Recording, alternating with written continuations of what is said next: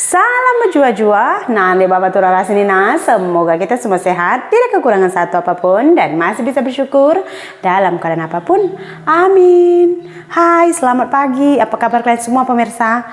Nah pemirsa, hari ini saya mau menyampaikan satu kabar yang kurang mengenakan lah dari kami di Indonesia ya pemirsa.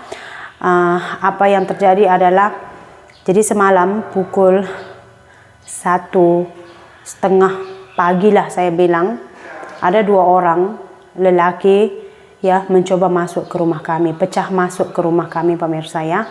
Jadi kejadian ini saya yang menyaksikannya sendiri karena suami saya udah tidur ya.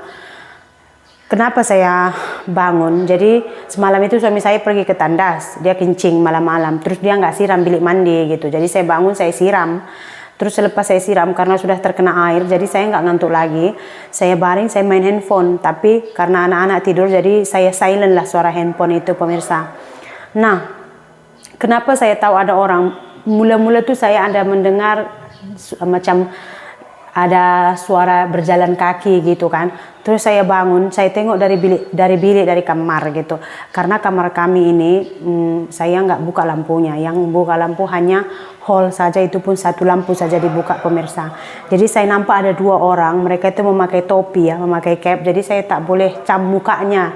Tapi kalau perbadanannya gitu, perawakannya, badannya itu saya tahulah dia macam tak lebih dari 30 tahun umurnya, begitulah agak-agak, karena agak gelap ya pemirsa. Nah jadi saya nampak itu mereka mencoba dulu membuka jendela saya yang di depan ya. Tapi sebelum mereka membuka, saya ada melihat mereka seperti ini.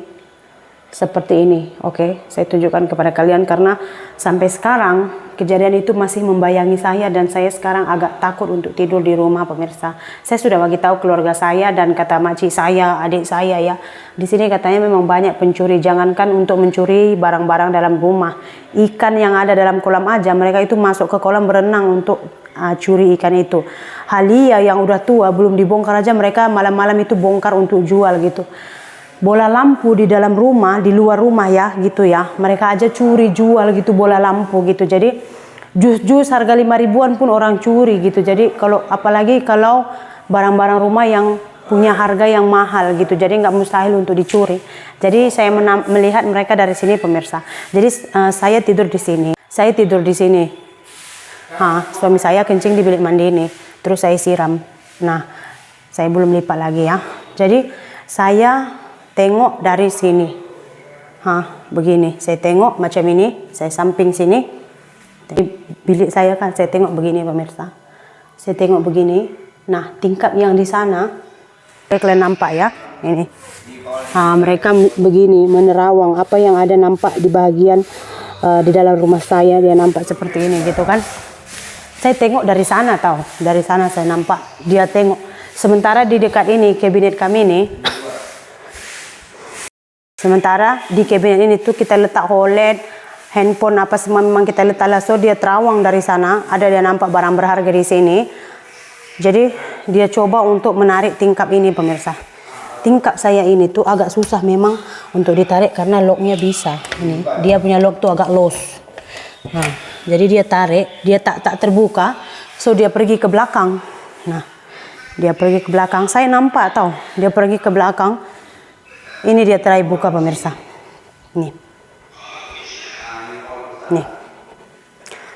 dia coba buka. Semalam memang ini saya tak lock sebab susah untuk di lock. Cuman apa yang untungnya adalah ketika dia coba buka, tadi suami saya udah repair ini. Ketika dia coba buka, dia sudah buka. Karena saya tak lock, dia sudah coba buka. Lepas itu dia tarik, sangkut di atas. Pintu kami sangkut di atas, sangkut. Tolak kuat pun dia sangkut. So dia ingat saya lock di atas, jadi tangan tersangkut. Jadi kan saya hidupkan lampu. Saya hidupkan lampu. Mereka jalan, tapi bukan lari, jalan pergi ke bawah pokok jagung. Dan saya agak trauma pemirsa. Suami saya tuh agak susah bangun kalau sudah malam. Kalian sendiri kalau kalian lihat saya buat video, mendengkur dia itu sangat kuat. 10 kali saya bangunkan pun dia tak akan bangun. Saya sudah terpatung saya melihat 2 orang itu. Saya mau teriak juga nggak bisa, saya mau minta tolong nggak pokoknya blank saya punya pikiran, saya tidak tahu apa yang harus saya buat gitu. Jadi saya tengok aja, and then tiba-tiba saya saya hidupkan lampu, mereka jalan pergi gitu. Saya udah bagi tahu kepada makcik saya, adik saya, dan tadi pagi tukang sudah datang. Saya bilang tolong buat. Sebenarnya plan saya sih untuk grillnya ini pemirsa sebenarnya udah ditempah. Cuman saya bilang nanti hantar aja dalam tanggal 16 atau 17 karena uang saya yang dipinjam itu tanggal 15 akan dibayar gitu. Jadi saya bilang 16 atau 17 datang baru saya boleh bayar sekalian, saya pikir.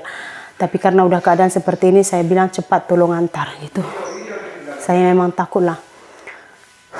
Di kampung kami ini pemirsa banyak sekali orang hisap dada, tahu tak? Banyak sekali dari anak kecil sampailah kepada kakek-kakek semua hisap dada. Jadi dulu kolam ini pun dulu ada orang masuk, tahu dia curi ikan, masuk berenang dia curi ikan. Yang depan rumah saya itu pun dia ada tanam halia, udah tua dia belum bongkar, orang sudah bongkar habis tahu. Kalau tertinggal apa-apa di luar kan hilang terus. Makanya kata adik saya, bukan nanti pasal barang saja, kadang-kadang diorang mau curi barang tiba-tiba kita nampak diorang sanggup untuk menghilangkan nyawa pun katanya, makanya hati-hati. Oh iya. Webi.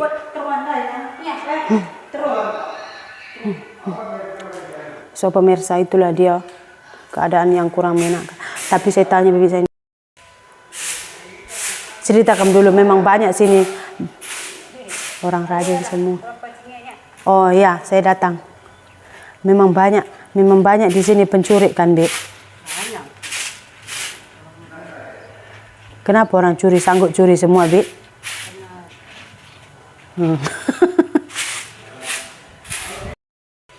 Tak apalah, sudah pilihan tinggal di sini.